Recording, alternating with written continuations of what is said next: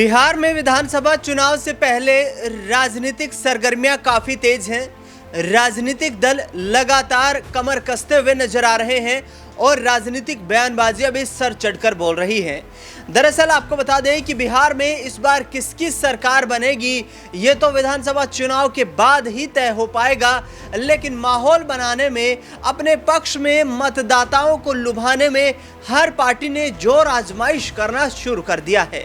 और इस कड़ी में सबसे तेज कोई दौड़ता हुआ नजर आ रहा है तो वो आरजेडी खेमा है, जिसकी अगुवाई तेजस्वी यादव कर रहे हैं। दरअसल बिहार में जमीनी स्तर पर क्या कुछ हालात हैं, बिहार में यदि आज चुनाव हुए, आज की परिस्थितियों के अनुसार किसकी सरकार बन रही है और किसे यहां पर सत्ता की दहलीज तक पहुंचने का मौका मिल रहा है, क्या बीजेपी और जेडीयू गठबंधन को बड़ा झटका लग रहा है, बिहार का सियासी समीकरण क्या इस विधानसभा चुनाव में बदलता हुआ नजर आ सकता है, क्योंकि लोकसभा चुनाव में भी देखा जाए तो 2019 की तुलना में 2024 में इंडिया गठबंधन को मजबूती हासिल हुई है और उसी मजबूती के आधार पर तेजस्वी यादव ये दावे कर रहे हैं कि आने वाले वक्त में बिहार में सत्ता का परिवर्तन निश्चित दिखाई दे रहा है।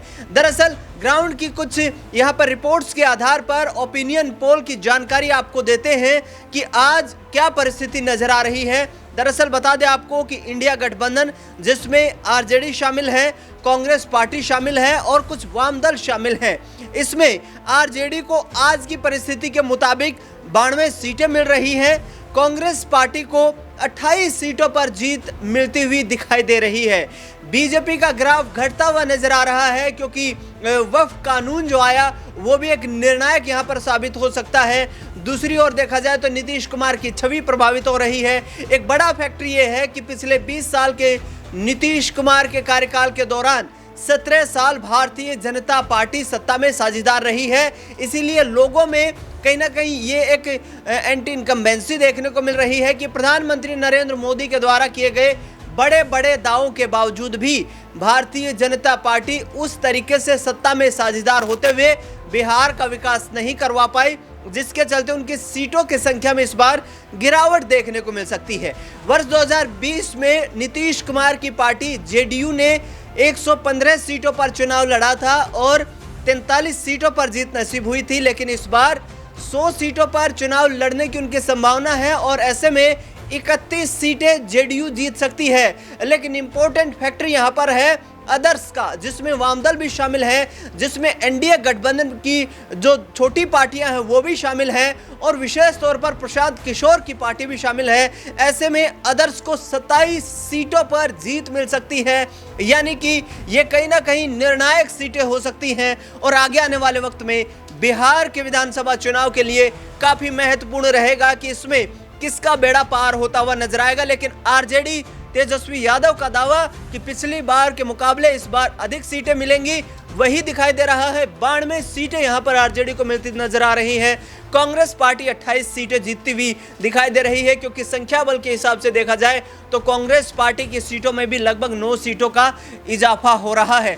ऐसे में न्यूज रूम में तमाम सहयोगी हैं, इनसे जानने का प्रयास करेंगे कि इस ओपिनियन पोल का जनता की जो राय है इस पर इनका क्या कुछ सोचना है। अमन जी मेरे साथ मौजूद हैं। सर, ये आंकड़े जो हैं ये कुछ और बयान कर रहे हैं, वर्तमान परिस्थिति कुछ और है। सरकार तो एनडीए की है, लेकिन यहाँ से इन ओपिनियन पोल के आंकड़ों के अनुसार सरकार की जो दहलीज है वो कहीं ना कहीं इंडिया गठबंधन पहुंचता हुआ नजर आ रहा है।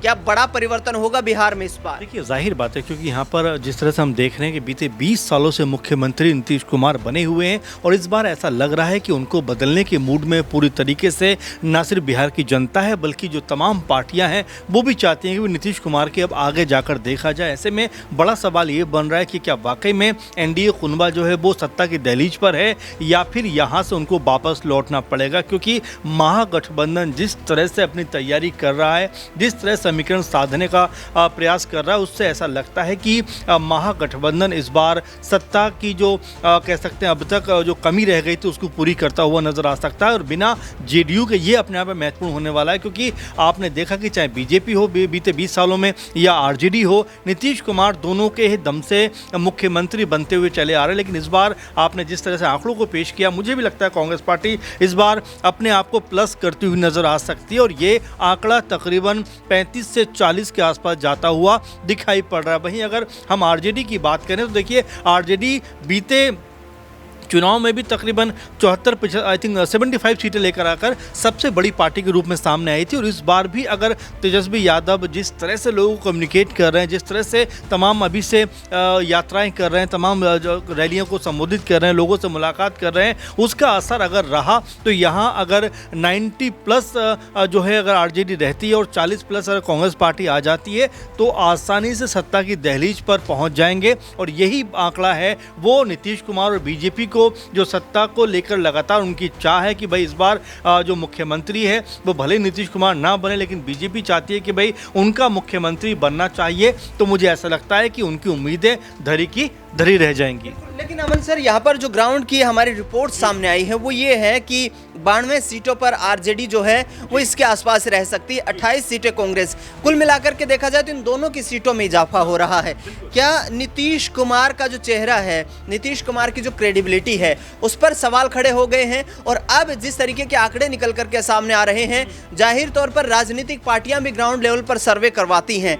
तो यदि इस तरीके की परिस्थिति बनी तो नीतीश कुमार को क्या मुख्यमंत्री की कुर्सी से अपने पैर पीछे खींचने पड़ेंगे? क्या निशांत कुमार पर वो दाव चलते हुए नजर आए? देखिए दिनेश जी, जैसा मैं आपको बता रहा था कि नीतीश कुमार के अब आगे जाकर देखना पड़ेगा। और ऐसे में सबसे महत्वपूर्ण बात यह है कि क्या आरजेडी खेमा, जिसमें कांग्रेस पार्टी भी है, वाम दल भी है, मुकेश सहनी भी नजर आते हैं, तो क्या इस बार ये जो तिलिस्म है नीतीश कुमार का, क्या वो तोड़ते हुए नजर आएंगे? कि नीतीश कुमार भले ही 43 सीटों पर नजर आते हैं, लेकिन अगर सत्ता की बात की जाए तो चाबी उन्हीं के पास में दिखाई पड़ते हैं। और जो आंकड़े आप जो कह रहे हैं, लगभग मैं जो कह रहा हूं, वो आसपास दिखाई पड़ते हैं। क्योंकि अगर 90 प्लस पे आरजेडी नजर आती है और अगर 30-35 सीटों पर कांग्रेस पार्टी नजर आती है तो सत्ता जो है वो खुद ब खुद कह सकते हैं महागठबंधन के पास में आ जाएगी। और ऐसे में 20 साल के बाद जो लगातार नीतीश कुमार मुख्यमंत्री रहे हैं, उनके बिना या उनकी पार्टी के बिना बिहार के अंदर एक नई सरकार बनती हुई दिखाई पड़ेगी। क्योंकि जो अब तक लोगों से मैं भी बात कर रहा हूँ, बहुत सारे लोगों से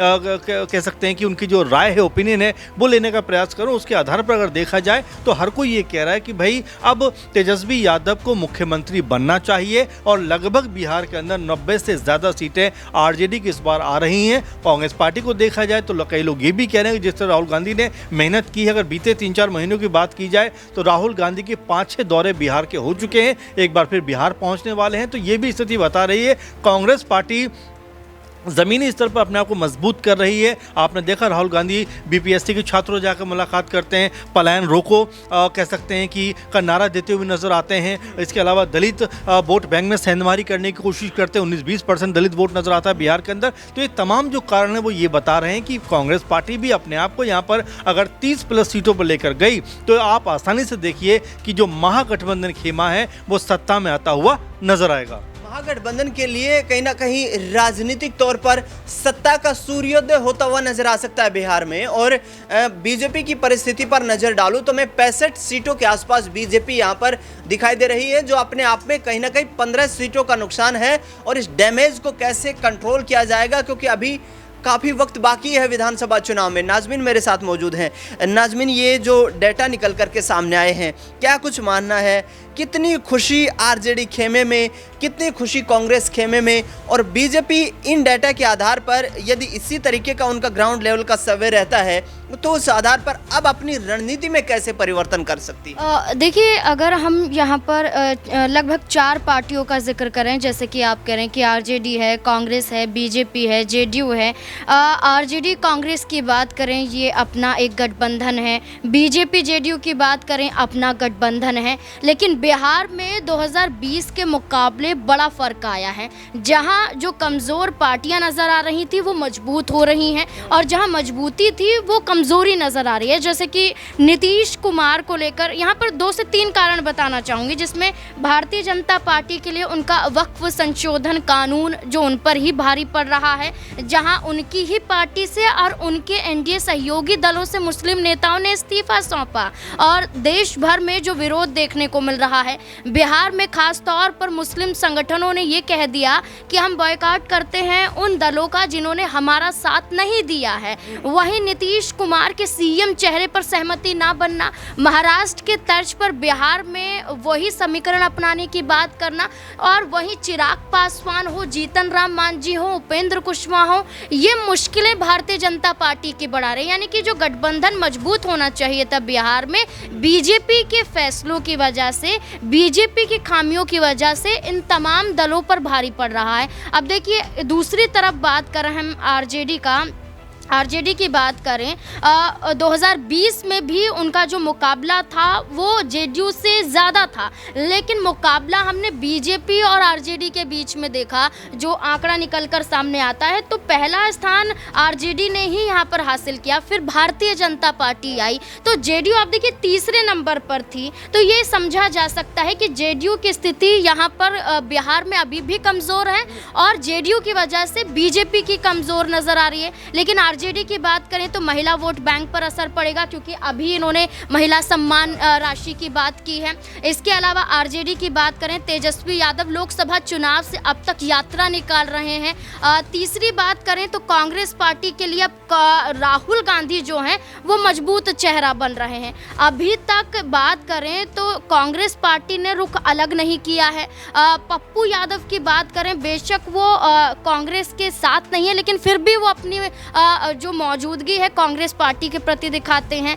यादव वोट बैंक की बात करें, वो अधिकतम आरजेडी की तरफ रुख करता हुआ नजर आता है। तो आप देखिए मुस्लिम बहुल्य वोट बैंक की बात करें, वो भी आरजेडी की तरफ नजर आता है। आपने ललन सिंह का वो बयान सुना होगा जिसमें वो जेडीयू पार्टी को लेकर ये कहते हैं कि अल्पसंख्यक वोट नहीं करता है बल्कि नीतीश कुमार काम करते हैं। तो ये भी कहीं ना कहीं कमी नजर आ रही है। तो ये कुल मिलाकर अगर हम देखें जो भी ओपिनियन पोल आपकी जो भी जनता द्वारा यहाँ पर निकलकर सामने आए हैं, तो इसमें काफ़ी बदलाव होता हुआ नज़र आ रहा है कि जो ग्राफ है इसमें भारतीय जनता पार्टी और जेडीयू पार्टी को खासा तौर पर नुकसान झेलना पड़ सकता है। बिल्कुल, ये जो परिस्थिति दिखाई दे रही है ये वाकई कहीं ना कहीं आगे आने वाले वक्त में परिवर्तनशीलता का एक रूप धारण कर सकती है। और जिस तरीके से तेजस्वी यादव लगातार ये दावा कर रहे हैं कि भाई बिहार पिछले 20 सालों में प्लायन की फैक्ट्री बन गया है, बिहार में बड़े बड़े वादे तो 11 साल में प्रधानमंत्री नरेंद्र मोदी ने किए, लेकिन जमीनी स्तर पर कुछ दिखाई नहीं देता है।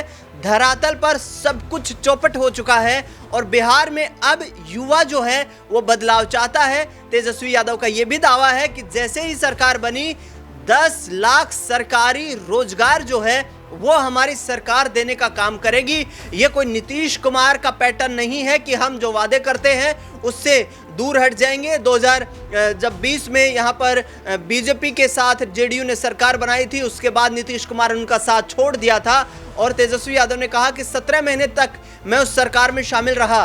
1,70,000 सरकारी नौकरियां हमने देने का काम किया और 1,70,000 नौकरियां प्रक्रियाधीन करवाई। दूसरी बात वो कहते हैं कि 2015 में जब मैं पहली बार डिप्टी चीफ मिनिस्टर बना था उस दौरान भी 18 महीने तक सरकार चलाई और उसका नतीजा ये था कि बिहार में हमने रोजगार पर फोकस किया। लेकिन नीतीश कुमार जो है वो सिर्फ कुर्सी के लिए लड़ाई लड़ रहे हैं। नीतीश कुमार की कुर्सी पर भी बड़े सवाल हैं, क्योंकि कहीं ना कहीं उनकी जो छवि है, उनकी जो क्रेडिबिलिटी है, उसको लेकर बिहार में आम जन में कहीं ना कहीं अविश्वास पैदा हो रहा है और ये अविश्वास कहीं ना कहीं सत्ता के लिए काल साबित हो सकता है। इस पूरे मुद्दे पर आपकी क्या राय प्रतिक्रिया हमें कमेंट बॉक्स में जरूर बताएं।